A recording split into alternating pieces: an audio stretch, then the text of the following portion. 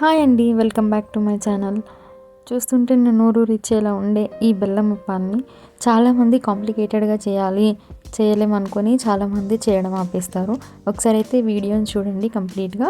నేనైతే సింపుల్ ప్రాసెస్లో ఎలా చేయాలో చూపించేస్తాను.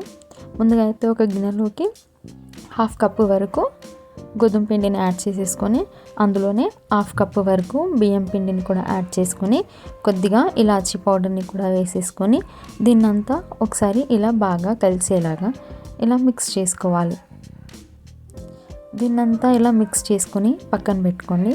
ఇంకో గిన్నెలో కొద్దిగా వాటర్ వేసేసి 1/2 కప్ పిండికి మనకైతే 1 కప్పు బెల్లం అయితే కంప్లీట్లీ సరిపోతుంది. 1 కప్పు బెల్లాన్ని అయితే వేసేసుకొని దీన్నంతా ఇలా ఒకసారి కలిసేలా మిక్స్ చేసుకొని ఒక పొంగు రానివ్వాలి.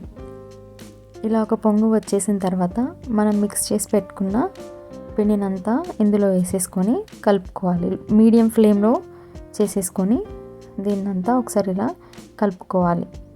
ఇలా ఉండలనేది లేకుండా కలుపుకోవాలి. దీన్నంతా ఒకసారి ఫ్లేమ్ ఆన్ చేసుకొని పక్కన పెట్టుకుంటే చల్లారిపోతుంది కదా. ఇలా చల్లారిపోయిన తర్వాత ఉండలేం లేకుండా ఇలా బాగా కలిపేసుకోవాలి.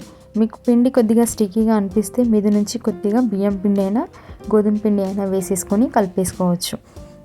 ఇలా కలుపుకున్న తర్వాత చేతిలోకి కొద్దిగా నెయ్యిని అప్లై చేసేసుకొని ఇలా చిన్న ముద్దలా తీసుకొని ఇలా చేతిపైన ఒత్తేసుకోవాలి. మీకు చేతిపైన ఒత్తేయడం అంత అలవాటు లేకుంటే ఆయిల్ ప్యాకెట్ కవర్ పైన ఒత్తుకొని వేసేసుకోవచ్చు. ఇలా అన్నిటినీ ప్రిపేర్ చేసుకున్నా. ఇలా చేసుకున్న తర్వాత ఒక ప్యాన్లో కొద్దిగా ఆయిల్ వేసేసుకొని ఆయిల్ లో హీట్ అయిపోయిన తర్వాత అందులో ఇలా మెల్లగా జార విడిచినట్టుగా ఇలా వేసేసుకొని 2 వైపులు తిప్పుకోవాలి.